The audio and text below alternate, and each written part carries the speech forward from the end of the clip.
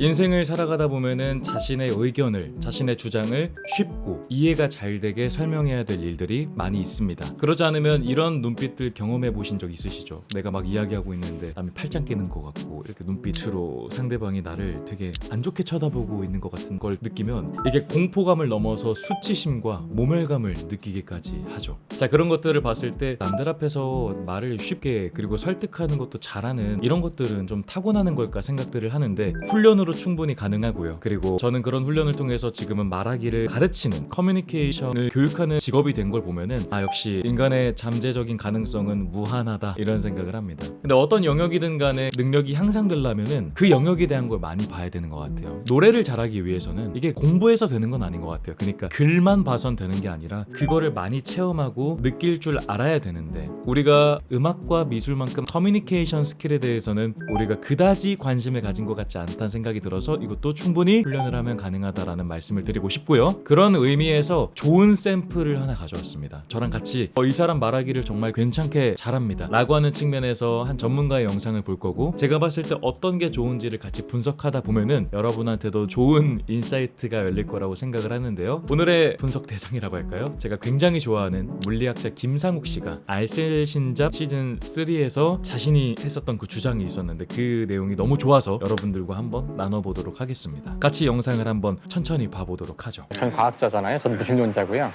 그러니까 종교라는 그 단어가 저는 굉장히 크다고 생각해요. 인간이 살아가는데 꼭 필요한, 우리가 해야 되는 합의의 가장 근본적인 것들을 갖고 있는 측면도 있어요. 자, 지금 김상욱 교수님이 이런 말을 했습니다. 자신의 의견을 내기 위해서 저는 과학자잖아요, 무신론자고요. 이런 것들은 약간 내 의견이 중립적이다. 이 논쟁에서 내가 이러한 포지션을 갖고 있다라고 먼저 들어가는 말하기라고 생각해요. 대표적으로 저의 개인적인 생각으로는 지금 두 분 다 의견 좋지만 이걸 하고 있지 않은 저의 입장에선 어떻냐면 이렇게 나의 포지션이 지금 어떤 상태다라고 상대방한테 넌지시 이야기를 하면은 조금 더 귀를 기울여주는 경향이 있습니다. 그리고 여러분들한테 가장 많이 강조하고 싶은 게 이렇게 말을 설명을 굉장히 잘하시는 분들은 여러 패턴이 있지만 지금은 쌍괄식이라는 패턴을 사용할 거예요. 이건 뭐냐면 쌍괄식은 핵심 내용을 서두와 결론에다 똑같이 비슷하게 박는 거예요. 그러니까 샌드위치를 하는 거죠. 그런데 보통 이런 훈련이 잘 안 되어 있는 분들, 좀 횡설수설 중언부언을 많이 하는 분들은 핵심을 끝에다가 이제 말을 하죠. 아니면 핵심이 어디 있는지도 모르게 배치를 하는 경우도 있고요. 근데 핵심이 끝에 배치돼서 효율적인 말하기의 구조는 스토리텔링, 소설 같은 구조밖에 없어요. 예를 들어 어벤져스 이야기를 하는데 스토리 말하는데 처음부터 야 타노스 죽는다? 처음부터 이러면 맥이 빠지잖아요. 그래서 그런 거 말고 내 의견을 논리적으로 증명해 나가는 과정 속에서는 처음에 좀 핵심을 받고 그리고 나의 그 근거를 대고 마지막에 핵심을 다시 한번 정리하는 게 좀 더 효과적입니다. 그런 측면에서 김상욱 교수가 벌써 핵심을 말했어요. 뭐냐면 저는 종교라는 단어가 매우 크다고 생각하고 이 크다고 생각하는 이 핵심은 인간이 살아가는데 굉장히 꼭 필요한 근본적인 합의를 갖고 있다. 그러니까 그런 룰을 갖고 있다. 우리한테 되게 중요하다라고 본인의 주장문을 띄웠어요. 그 다음에 뭘 하는지 보죠. 저는 어떤 것들을 전에 생각해봤냐면은 왜 우리가 돼지보다 인간을 더 소중하게 해야 될까? 왜 우리 인간은 다른 그 가축들을 마음대로 죽여도 되는데 그 권리를 누가 준 걸까 생각해보면 사실 종교 말고는 딱히 그 이유를 찾기 힘들어요. 그러니까 과학적으로는 나나 돼지나 다를 게 없거든요.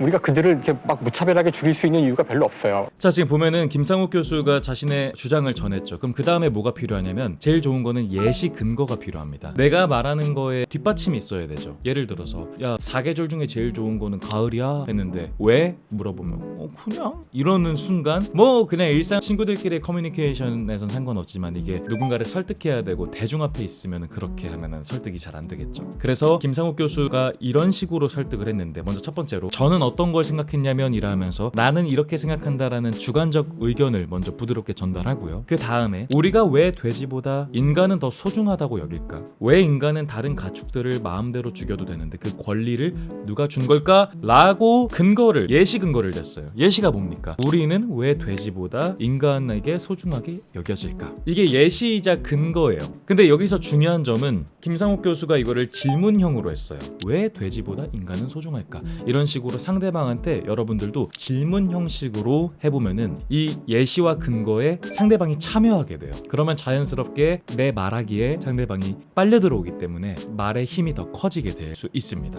자, 근데 김상욱 교수는 여기서 더 좋았던 거는 이렇게 돼지보다 인간이 더 소중할까? 뭐 어쩌고 저쩌고 할까? 왜 이 가축은 죽여도 되는데? 이런 것들은 매우 대답하기 어려운 취지의 질문들이에요. 윤리적 측면, 뭐 정치적 측면, 철학적 측면 같은 것들은 대부분 다 뭔가 정답을 내기가 어려워요. 그래서 사람들한테 생각할 거리를 줘요. 이렇게 상대방한테 질문을 할 때 여러 방식이 있지만 윤리적인 문제를 거론하면서 상대방한테 이러면 어떡하겠습니까? 라고 전하는 방식이 좀 효과적인 것 같고 저도 많이 쓰는 것 같아요. 대표적으로 그 트롤리 딜레마라고 하는 게 있지 않습니까? 예를 들어 기차가 있어요. 그 기차의 운전자가 접니다. 근데 이 기차의 제동장치가 고장이 난 거예요. 근데 이제 앞에 두 갈래 길로 나뉩니다. 왼쪽에는 1명, 오른쪽에는 5명. 이랬을 때 당신은 어느 곳으로 방향을 움직일 것인가? 그러면 대부분 다 왼쪽이라고 선택하겠죠. 왜냐하면 한 명이 죽는 게 5명이 죽는 것보다는 적으니까. 근데 여기다 저희한테 딜레마를 한 번 더 줍니다.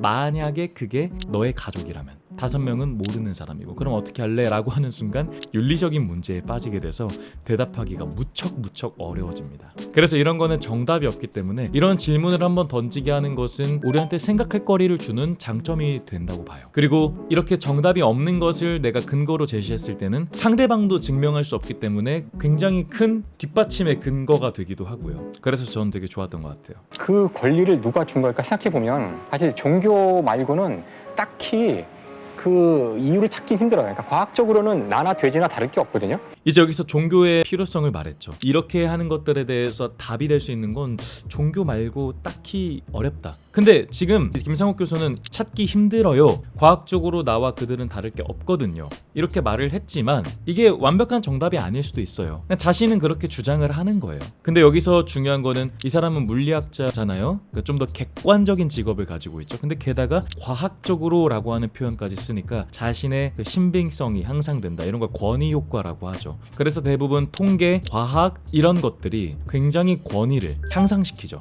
근데 이제 인생을 곱씹어 보면은 사실 완벽한 정답, 과학도 정말 정답이라고 할 만할까? 이렇게 철학적으로 들어가면 대답하기 좀 어렵거든요. 하지만 일단 지금 현대 시대에서 제일 강력한 무기 중 하나는 과학인 것 같다. 누군가를 설득할 때 통계적으로, 과학적으로 잘 정보를 기억해 두면은 나쁘지 않다. 설득하기 용이하다라고 생각을 해요. 그러니까 한때는 우리가 피부 색깔이 다르다는 이유로 막 무차별적으로 이제 그 검은 피부 사람들을 죽이고 요의를 썼지만, 그래서 지금 우리가 알든 알지 못하든 우리 문명의 어떤 기반에 가장 질문하지 않고 받아들이는 것들의 원초적인 것들에 종교들이 많이 들어있다고 생각해요. 그러니까 인간의 상상의 합의 같은 것에 상당 부분이 종교에 의존하고 있기 때문에 한순간에 종교를 걷어낼 수는 저는 불가능하다고. 아까 말했었던 자신의 핵심을 여기 결론으로 지었습니다. 그래서 지금 우리가 알게 모르게 살아가는 모든 것에 종교가 굉장히 많이 들어있다. 그러니까 인간의 그런 상상력, 인간이 가지고 있는 문화적 관점들을, 그런 것들이 종교에 많이 의존되어 있기 때문에 한순간에 종교를 걷어낼 수 없다라고 했죠. 그래서 아까 서두 때 핵심이 인간이 살아가는데 종교가 굉장히 크고 그 근본적인 합의를 가진 측면이 있다라고 했었던 거랑 주장이 성립이 되죠. 이런 식으로 아까 제가 이야기했던 쌍과의식이 성립이 됐습니다. 그러면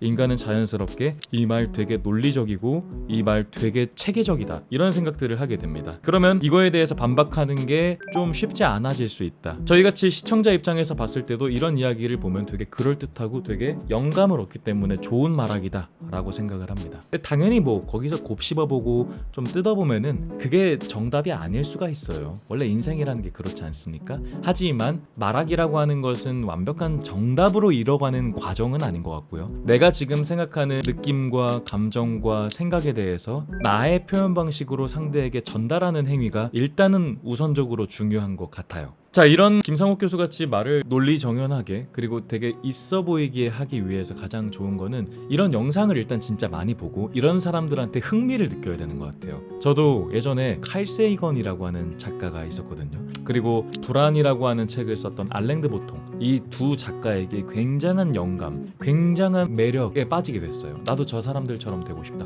야, 진짜 섹시하다, 이런 생각을 했거든요. 그러니까 누군가에 대한 동경에서부터 나의 발전이 또 시작될 수 있다라고 생각을 해요. 그래서 이런 영상을 보면서 지금 막 엄청 공부한다라기보다는 저게 되게 이런 기능들이 있겠구나 생각하면서 이거에 대한 즐거움을 느끼시면 좋겠고요. 그리고 이런 즐거움들을 느끼셨다면 글쓰기 같은 거를 많이 하면 참 좋습니다. 글쓰기 많이 하시고 사소한 일기 같은 것도 좋고요.